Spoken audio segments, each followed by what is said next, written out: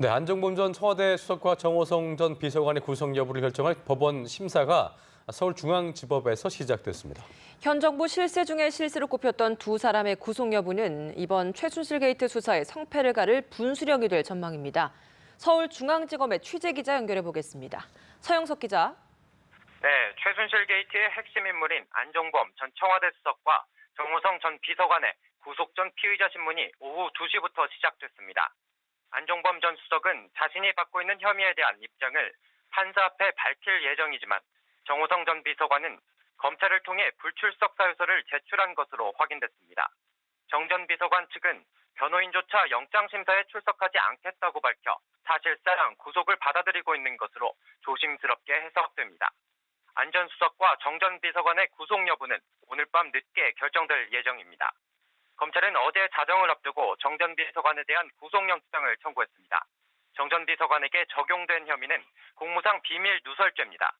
정 전 비서관이 최순실 씨의 것으로 결론난 태블릿 PC에서 발견된 박 대통령의 연설문을 비롯해 외교, 안보, 경제 관련 다수의 대외비 문서를 최 씨에게 건넨 것으로 검찰은 보고 있습니다.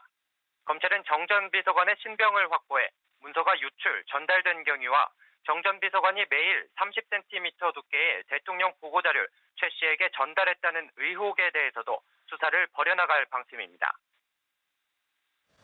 자, 안종범 전 수석의 구속 여부가 박 대통령의 향후 검찰 조사에도 적잖은 영향을 미칠 것으로 보이는데요. 어떻습니까?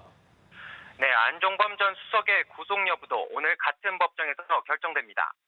안 전 수석은 오후 1시 반쯤 검은색 양복을 입고 포승줄에 묶인 채 영장심사를 받기 위해 법원에 출석했습니다.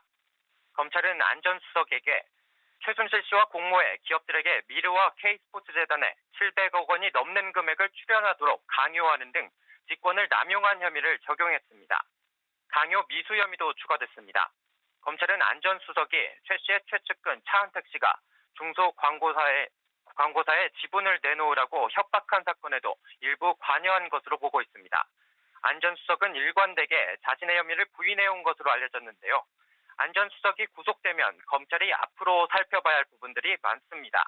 특히 당초 두 재단의 모금 목표 총액이 600억 원에서 박근혜 대통령의 지시로 1,000억 원으로 늘어났고 박 대통령이 기업 총수들을 독대한 정황이 드러난 만큼 검찰은 모금 과정에서 안 전 수석의 역할뿐만 아니라 박 대통령의 개입 여부에 대해서도 집중 수사해 나갈 것으로 보입니다. 서울중앙지검에서 연합뉴스TV 서영석입니다.